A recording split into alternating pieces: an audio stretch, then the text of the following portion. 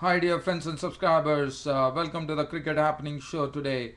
And today, what I'm going to do is I'm going to preview the South Africa Sri Lanka one day series, which is going to begin tomorrow. It kicks off with the first one day international starting at paarl.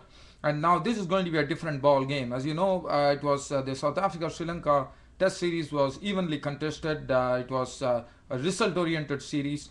It was 1-1 locked with Sri Lanka winning for the first time in South Africa, and then South Africa then convincingly taking the third one by beating them 2-1 in the Test series.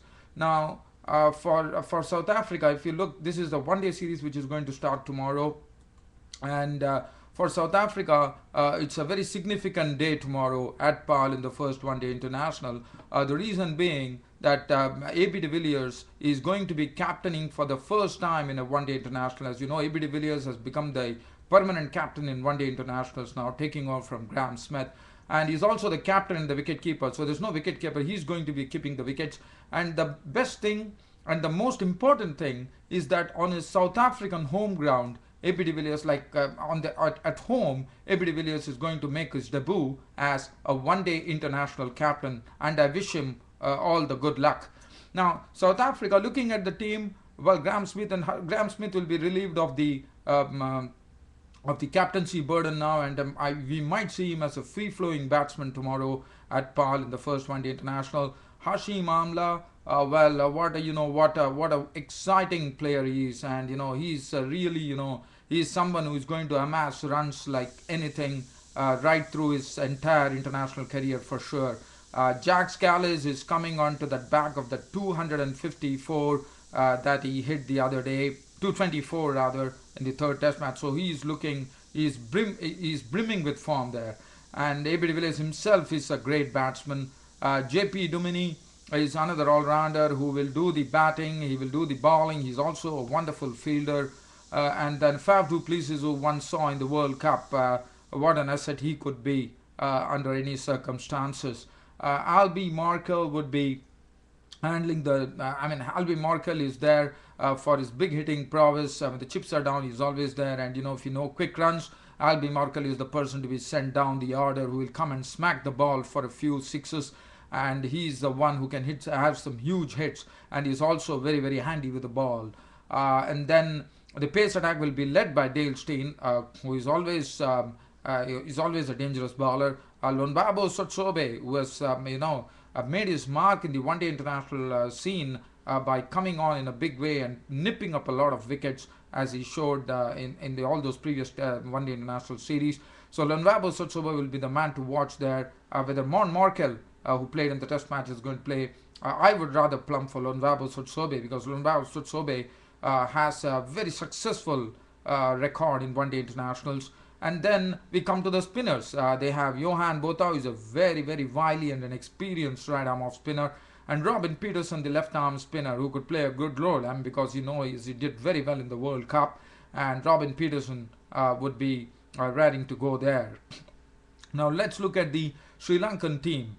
Sri Lankan team is led by Dilshan captain. Dilshan captain, he has not been having a good time as far as the captain is concerned, and it's it is something that he would like to do. He has not won any major one-day series after taking over the captaincy. So Dilshan, this one-day internationals is really tailor-made for him. So he would like to open up in a very aggressive way. He would be partnering. His partner would be Upul Taranga. Upul Taranga is also a very good batsman, probably complementing Dilshan very well. And then we have the kingpins of Sri Lankan cricket, Kumar Sangakkara and Mahela Jayawardene. And one need not even talk about that. They are the ones who would be the real kingpins as far as Sri Lanka is concerned. And a lot of things will hinge on there. The Sri Lanka's chances would rather hinge, I would say, more on Kumar Sangakkara and Mahela Jayawardene getting some runs under the belt. And Dinesh Chandimal, Dinesh Chandimal is a very, very interesting prospect, and he can also keep wickets. And let me tell you, he's a wonderful batsman, and he's also another person who is really, really made for one-day cricket, because he's not afraid to play his strokes. He likes to go over the top.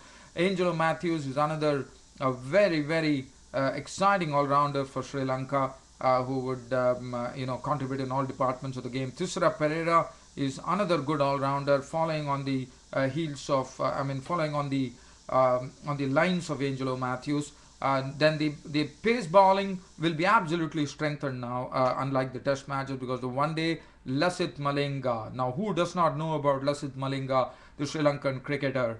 Well, he could be a real key there, because he has the very very odd mix of deliveries. He has every weapon in his repertoire, and he would be just willing. He would be just waiting to unleash that on the South Africans. And then Dilhara Fernando, also a good one-day bowler, and Ajanta Mendes. That will be very interesting to see how the South Africans cope, because now it has so happened that Ajanta Mendes has been really sorted out by all the teams after he initially made a very dream entry into the international cricket scene. But now Ajanta Mendes, it would be very interesting to see how Ajanta Mendes really gets over that, and attacks the South Africans, and probably put some doubts in the South Africans' mind. So that will be another important thing to note. And Nuwan Kulashekara, who would be handling the new ball along with Lasith Malinga, is also a very very important player, because he is the one who could he could really gel well with Lasith Malinga, and probably give the breakthrough for Sri Lanka. So all in all, it looks to be a very good one-day series coming up, and it's even Stevens. It's not going to be very easy. It's going to be, and one only hopes that we see something like what we saw in the test matches, an evenly contested series there. And this is one-day international cricket. It's not test matches, so definite result is there. And we all look forward to an interesting game, an interesting one-day series happening tomorrow, which is starting at paarl between South Africa and Sri Lanka.